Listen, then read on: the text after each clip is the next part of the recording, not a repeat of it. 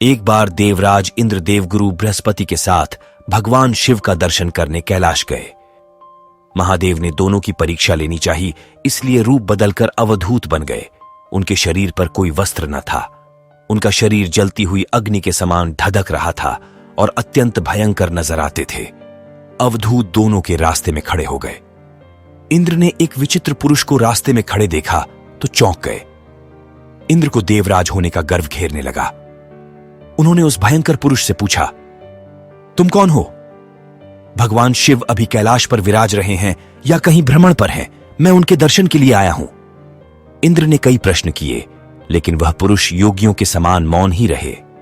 इंद्र को लगा कि एक साधारण प्राणी उनका अपमान कर रहा है। उनके मन में देवराज होने का अहंकार आ गया, जो क्रोध में बदल गया। इंद्र ने कहा, मेरे बार बार अनुरोध पर भी तू कुछ नहीं बोलकर मेरा अपमान कर रहा है। मैं तुझे अभी दंड देता हूं। ऐसा कहकर इंद्र ने वज्र उठा लिया। भगवान शिव ने वज्र को उसी समय स्तंभित यानी जड़ कर दिया। इंद्र की बांह अकड़ गई। भगवान अवधूत क्रोध से लाल हो गए। बृहस्पति ने शिव के चेहरे पर आई क्रोध की ज्वाला को देखकर समझ गए कि ऐसा प्रचंड स्वरूप महादेव के अतिरिक्त किसी का नहीं हो सकता। बृहस्पति शिव स्तुति गाने लगे। उन्होंने इंद्र को भी महादेव के चरणों में लिटा दिया और बोले, प्रभु इंद्र, आपके चरणों में पड़े हैं, आपके शरणागत हैं। आपके ललाट से प्रकट अग्नि इन्हें जलाने को बढ़ रही है। हम शरणागतों की रक्षा करें। बृहस्पति ने विनती की, प्रभु भक्तों पर आपकी सदा कृपा बरसती है। आप भक्त वत्सल और सर्वसमर्थ हैं। आप इस तेज को कहीं और स्थान दे दीजिए ताकि इंद्र के प्राणों की रक्षा हो। भगवान रुद्र ने कहा, बृहस्पति, मैं तुम पर बहुत प्रसन्न हूं। इंद्र को जीवन दान देने के कारण तुम्हारा एक नाम जीव भी होगा। मेरे तीसरे नेत्र से प्रकट इस अग्नि का ताप देवता सहन नहीं कर सकते, इसलिए मैं इसको बहुत दूर छोड़ूंगा।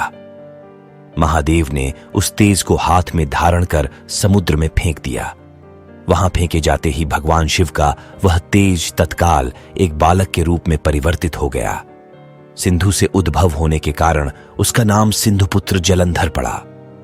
जलंधर, जिसका नाम शंखचूड़ भी हुआ, जो शिव के तेज से उत्पन्न हुआ था, इस कारण परम शक्तियों से संपन्न था। वह देवों से भी ज्यादा शक्तिवान था। वह उस तेज से पैदा हुआ था जो इंद्र को समाप्त करने वाला था, इसलिए असुरों ने उसे अपना राज्य बनाया।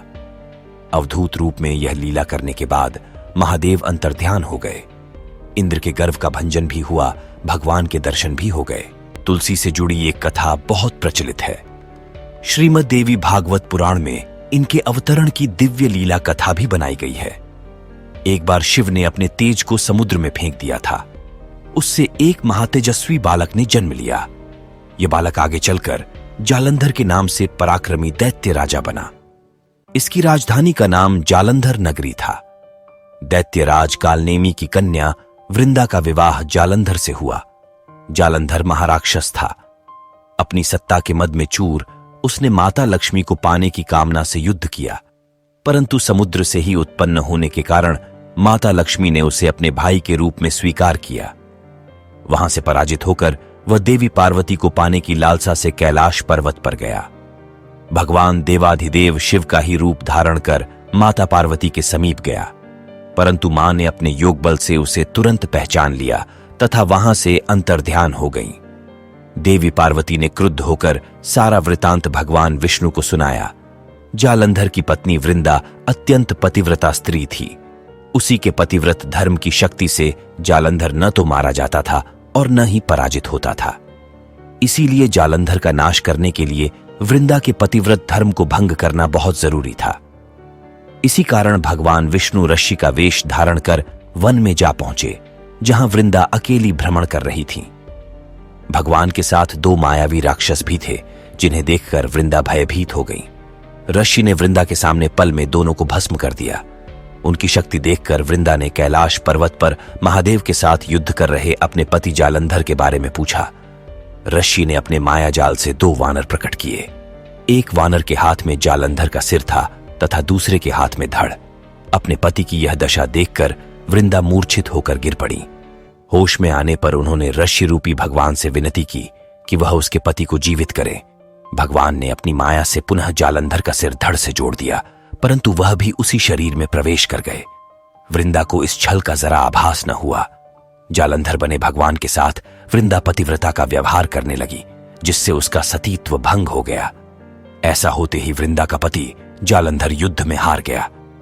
इस सारी लीला का जब वंदा को पता चला तो उसने क्रुद्ध होकर भगवान विष्णु को शिला होने का श्राप दे दिया तथा स्वयं सती हो गई। जहां वृंदा भस्म हुई वहां तुलसी का पौधा उगा। भगवान विष्णु ने वृंदा से कहा, हे वृंदा, तुम अपने सतीत्व के कारण मुझे लक्ष्मी से भी अधिक प्रिय हो गई हो। अब तुम तुलसी के रूप में सदा मेरे साथ रहोगी। जो मनुष्य भी मेरे शालिग्राम रूप के साथ तुलसी का विवाह करेगा उसे इस लोक और परलोक में विपुल यश प्राप्त होगा। जिस घर में तुलसी होती है वहां यमदूत भी नहीं जा सकते।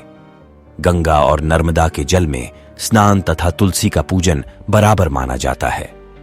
चाहे मनुष्य कितना भी पापी क्यों न हो, मृत्यु के समय जिसके प्राण मंजरी रहित तुलसी और गंगा जल मुख में रखकर निकल जाते हैं, वह पापों से मुक्त होकर वैकुंठ धाम को प्राप्त होता है। जो मनुष्य तुलसी व आंवलों की छाया में अपने पितरों का श्राद्ध करता है, उसको पितरमोक्ष प्राप्त हो जाते हैं। उसी दैत्य जालंधर की यह भूमि जलंधर नाम से विख्यात है। सती वृंदा का मंदिर मोहल्ला कोट किशनचंद में स्थित है।